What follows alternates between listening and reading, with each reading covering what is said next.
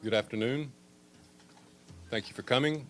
We're happy to have High Representative for the European Common Foreign Security Policy, Josep Borrell, here today. The focus will be on updates on Ukraine and Russia's aggression against Ukraine. And he will make a statement, and then we will take some questions. High Representative, the floor is yours. You prefer to sit?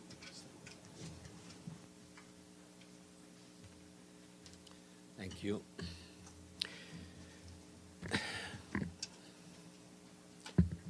Good afternoon. What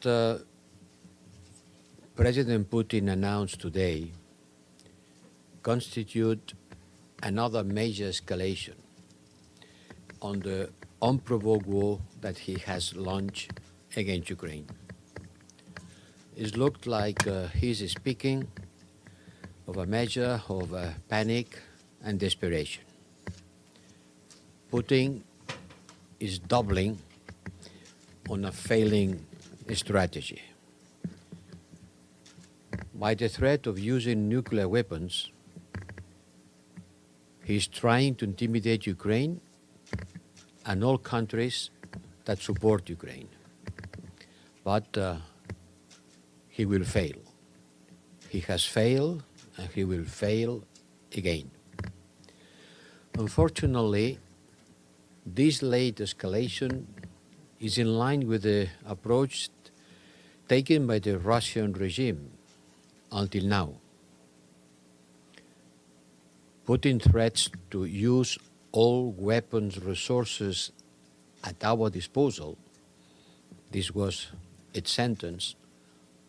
All weapon sources at our disposal implies the possibility of using weapons of mass destruction, including nuclear weapons.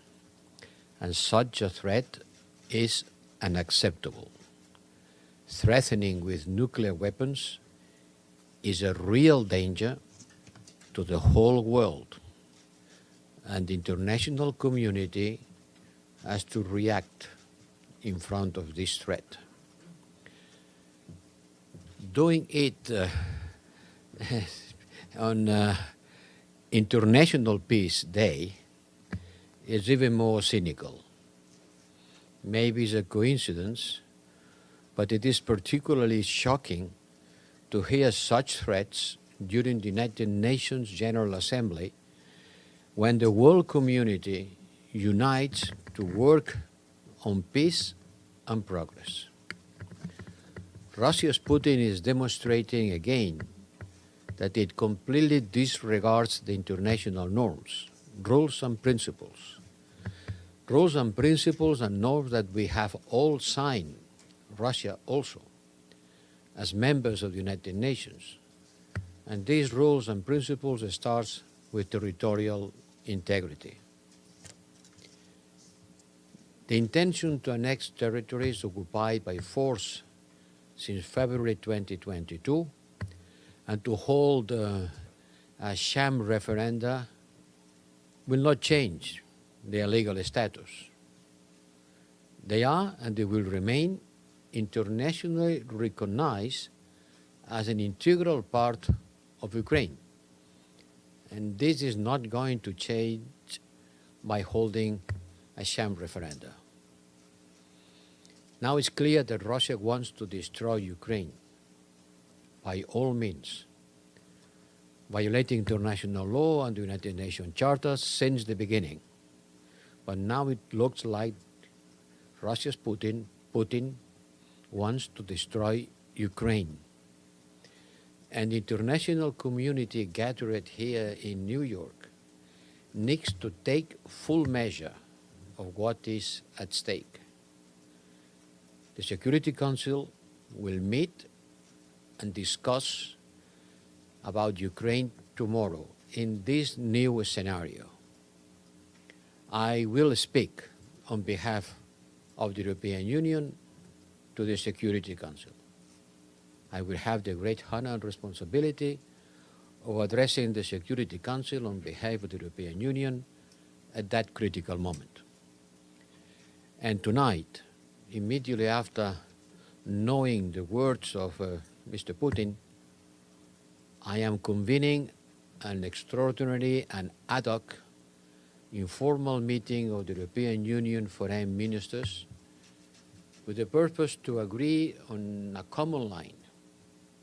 And the common line, I'm sure, could be summarized saying that we will not be intimidated and we will continue our full support for Ukrainian sovereignty and democracy and continue working for this war to stop as soon as possible before going into bigger challenges, before facing bigger threats, and before the international community have to react to such threats.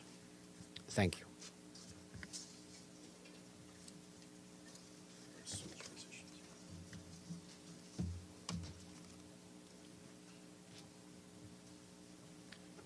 We have time for a few questions. The first question goes to the President of UN Correspondents Association, Valeria Rebecco Ansa. Thank you, Chris, and thank you, High Representative, for this press briefing on behalf of the United Nations Correspondent Association. Valeria Rebecco from ANSA Newswest Service. My question is, what do you expect from the meeting tonight, and how seriously the EU takes the nuclear threat from Putin? What, in concrete, the response will be? Thank you so much. Thank you. You know that we already had the usual Foreign Affairs Council meeting that we always had when we are here in New York. We hold it on Monday. Now I have to convene another one because I think the ministers have to discuss about these threats, to reiterate the continuing support to Ukraine, and to alert the international community about the unacceptable situation in which Putin is putting all of us. The ministers will discuss, and I can anticipate that they will discuss about how to continue our military support to Ukraine, how we continue putting pressure on Russia. The issue of sanctions will for sure be on the table. We have already said that in case of holding this kind of referenda, or in case of annexation, new sanctions will come. So I will start proposing what to do with the sanctions. And we will reinforce our reach out to all states in the world in order to share with them our strong concern for this situation. So Mario Villar, EFE. Mario Villar, de la agencia EFE. Aquí, señor Borrell. Si me permiten en español una pregunta, comentaba usted de la amenaza nuclear del presidente ruso. ¿Qué tipo de respuestas va a preparar específicamente a esto la Unión Europea? Y hablaba usted del incremento de las sanciones. ¿Qué tipo de medidas va a plantear usted a los ministros cuando se reúnan esta noche? If you allow me, I'm going to try to answer in Spanish. I can repeat that later in English, but there is translation? I don't think. Okay, allow me to say that in Spanish and then I will translate it in English. No? Pam will translate. It's not very often that I have the possibility of answering in Spanish. So, look, how can I summarize on the previous question? You know, the nuclear power station of Zaporizhzhia is in a dire situation. The risk of a nuclear accident, let's call it accident, in Zaporizhzhia is very high. And not only very high because the bombs are falling on the immediate vicinity of a nuclear station. Can you imagine a nuclear station, the bigger nuclear station in Europe, being bombed around it? I said I was going to answer in Spanish. and I jumped to English. I said that que el riesgo de un accidente nuclear, vamos a llamarle accidente, no es despreciable. La mayor central nuclear de Europa está siendo bombardeada en su perímetro inmediato.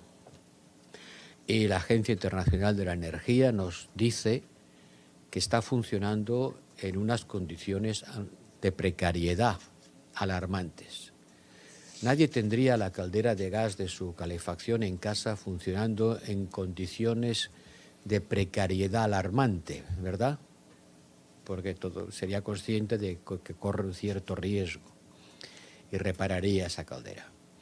Bueno, pues la mayor central nuclear de Europa está, nos dicen, trabajando en condiciones de precariedad. El riesgo de un accidente nuclear no es despreciable, es lo que nos dice la Agencia Internacional de la Energía Atómica. No hay que ser alarmistas, pero hay que ser consciente de los riesgos. Y ahora nos dice Putin que está dispuesto a utilizar todas las armas a su alcance, y cuando alguien dice eso es porque en todas incluye las armas nucleares. Es una enorme irresponsabilidad y algo completamente inaceptable para la comunidad internacional. Hoy los ministros van a discutir la reacción europea, que no le puedo anticipar porque mis colegas no estarían muy satisfechos. Tendré que explicárselo después. Pero ciertamente vamos a insistir en las medidas que hemos tomado de apoyo militar, de presión económica, con sanciones sobre Rusia y de acción diplomática internacional. Well, I was saying that the biggest nuclear power station in Europe is working in precarious conditions. And nobody would have the boiler, the heating boiler system in his house working in precarious conditions, because it would be aware of the risk. So we don't have to be alarmist, but we have to be aware of the risk. And that's what the International Atomic Energy is telling us. You have to take measures in order to create a perimeter of securization of the central. So a nuclear accident, let's call it nuke accident, may happen. But what Putin says is that he's ready to use all arms at his disposal. And when someone says all, he implicitly means also the nuclear arms. And this is an extraordinarily grave responsibility and something that the international community cannot accept. And we Europeans will discuss about how to reach out, how the United Nations themselves, United Nations in this week has to react. I cannot tell you which are the measures that we will propose, because certainly I have to do it first with my colleagues. But we will continue doing more of the same. More of the same means military support, economic pressure on Russia, and diplomatic reach out to the rest of the world. Pam Falk, CBS News. Thank you so much, High Commissioner. Thank you, Chris. It's Pamela Falk from CBS News. Both President Biden and President Macron emphasized the need for unity at the UN in 193 countries and on the well, maybe not on the Security Council, and to focus on countries that believe they are non-aligned or abstain. What can be done to achieve, what have you done to achieve some kind of unity so that the world is sending the same message that you are? Thank you. The situation requires a high-level diplomatic involvement, and we have to do a kind of political pedagogy in order to explain which are the causes of the war and which are the consequences of this war. People agree on rejecting the causes, and nobody is supporting an aggression, or almost nobody is supporting an aggression like the one that Russia has perpetrated against Ukraine. But when we come to the consequences, certainly people are much more worried about the consequences than in the causes, because the consequences, they suffer. We suffer. The whole world is suffering. Ukraine is being bombed by missiles. And the rest of the world is being bombed by high prices of electricity, fuel, and food, which creates inflation, which makes the central bank reacting, raising interest rates, which creates financial trouble, which is low growth, which creates unemployment. And this is a vicious circle. The whole world is paying the consequences of this war, not the sanctions. Yesterday, we had to issue a new statement from the European Union in order to insist on what I've been saying since the beginning.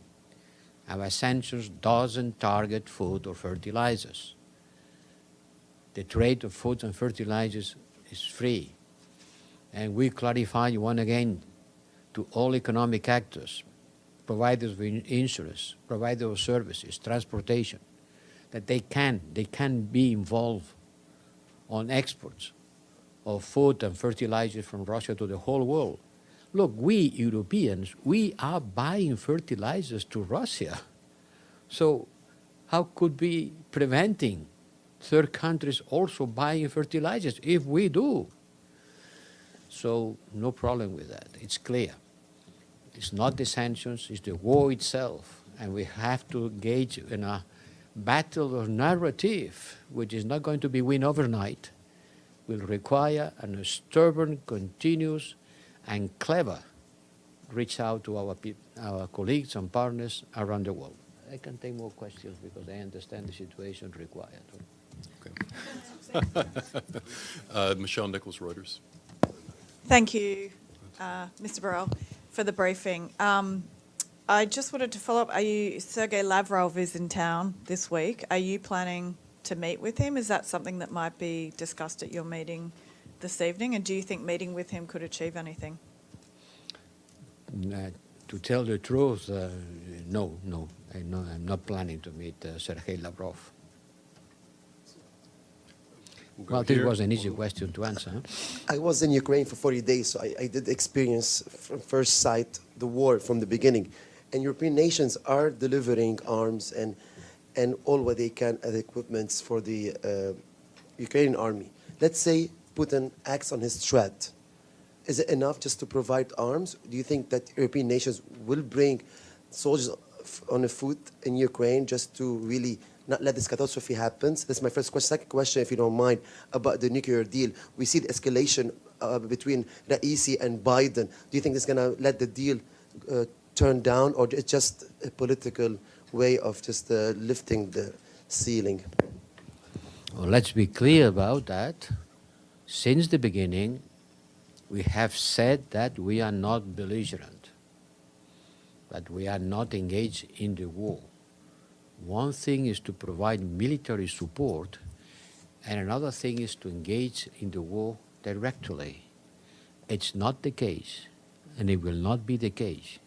We are not participating in the war. We are not belligerent. We are just supporting Ukraine.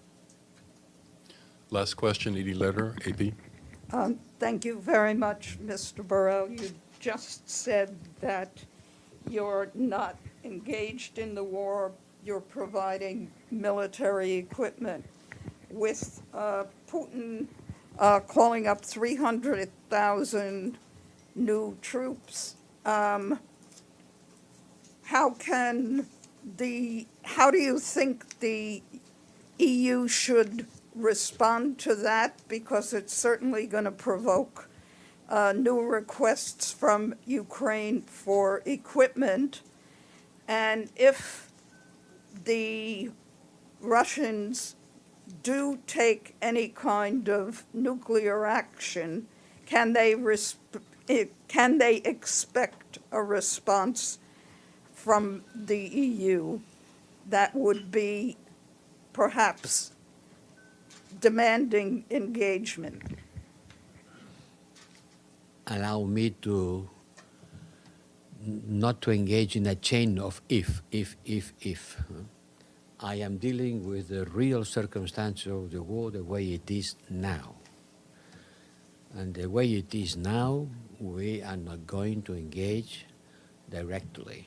We will support Ukraine which is, by the way, quite an important effort. So the recipe is more of the same. More of the same. Military support, economic and individual sanctions, and diplomatic reach out with the rest of the world. Can you answer one more Everybody's a little bit question? overscheduled. Just during- one more question. Two more questions. One more question. One more please. question.